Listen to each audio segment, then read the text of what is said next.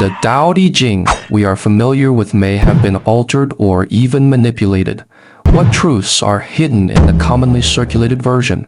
Today, let's unveil the silk manuscript version of the Laozi Jing and rediscover the ancient wisdom that has been distorted. Hello everyone, I'm Dixon and welcome to my channel.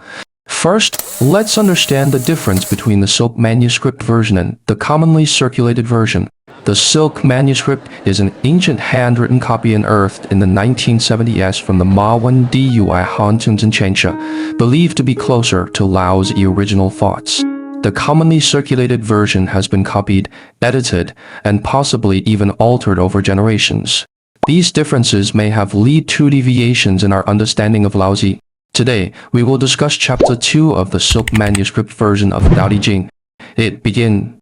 In ancient times, those who attained the One, heaven attained the One to become clear, earth attained the One to become tranquil, spirits attained the One to become miraculous, valleys attained the One to become full, princes and kings attained the One to govern rightly. What does attaining the One mean here? The commonly circulated version interprets One as Tao. In Laozi view, One is a very special concept with profound significance. One does not simply refer to the numeral but represents a principle, a unity, the most fundamental harmonious state in the universe. It is an embodiment of the Tao, but is not equivalent to the Tao. Specifically in this passage, Laozi uses attaining the One to explain how all things rely on this unity to achieve harmony and stability. Heaven attained the One and became clear. Heaven's clarity originates from its compliance with the universe's unified laws. The One ensures that heaven's operations remain clear and unerring, without deviation. Earth attained the One and became tranquil. Earth maintains stability and peace because it conforms to this unified law. Spirits attained the One and became miraculous. The responsiveness and functioning of spirits rely on this unity, making them efficacious. Valleys attained the One and became full.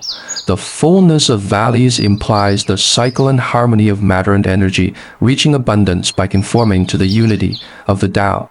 Princes and kings attained the One to govern rightly. As for monarchs and leaders, only by attaining the One, that is, conforming to the laws of heaven and earth, can they maintain the righteousness and authority of their rule. Here, Laozi emphasizes that attaining the One enables all things to be in their proper places, achieving natural balance and harmony. He reminds us to conform to natural laws rather than forcibly intervene or distort them.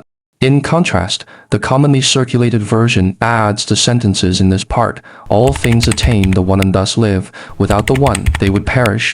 These two sentences are not Lao's original words but later annotations and additions. Their inclusion directly confuses One with Tao. Meanwhile, in Chapter 42 of the current version, Laozi clearly states that Tao produces One, One produces Two, Two produces Three, Three produces all things. This passage has already provided a clear distinction. Tao is the fundamental law of the universe, and One is the concrete form generated by the Tao. Therefore, we cannot confuse them. The commonly circulated version's interpretation blurs the boundary between Tao and One, leading mainstream interpretations in later generations to mistakenly regard them as the same concept. Next, the silk manuscript continues. However, if pushed to extremes, if heaven remains overly clear, it may crack. If earth remains overly tranquil, it may burst. If spirits remain overly miraculous, they may cease. If valleys remain overly full, they may run dry. If princes and kings are overly exalted and arrogant, they may fall. The term "we" can be understood as without cessation or excessively. Laozi is warning us that if heaven is too clear, it may crack. If earth is too tranquil, it may collapse. If spirits are too miraculous, they may disappear. If valleys are too full, they may dry up. If princes and kings are too noble and exalted, they may topple. This passage profoundly reveals the principle that things turn into their opposites when they reach the extreme. Everything has its measure. Too much is as bad as too little. Laozi uses this to warn people to know when to stop and maintain balance. To better understand this point, let's recall a real historical story. Emperor Yang Guang of the Sui dynasty, well known to everyone, was diligent and ambitious when he first ascended the throne, inheriting the unified foundation established by his father, Emperor Wen of Sui. He ordered the excavation of the Grand Canal, originally intended to facilitate north-south transportation and promote economic and cultural exchanges. However, as his power consolidated, Yang Guang indulged in a luxurious lifestyle, frequently touring the Jiangnan region, constructing grand palaces and conscripting large numbers of labor. He excessively pursued fame and pleasure, ignoring the suffering of the people and the nation's capacity. He launched 3 consecutive wars against Gaojuli, consuming vast amounts of human and material resources, ultimately returning in defeat. Large-scale uprisings erupted across the country, and the Sui dynasty collapsed within just a few years. This precisely confirms Laozi's warning: if princes and kings are overly exalted and arrogant, they may fall. If rulers excessively pursue nobility and power, they may ultimately encounter failure.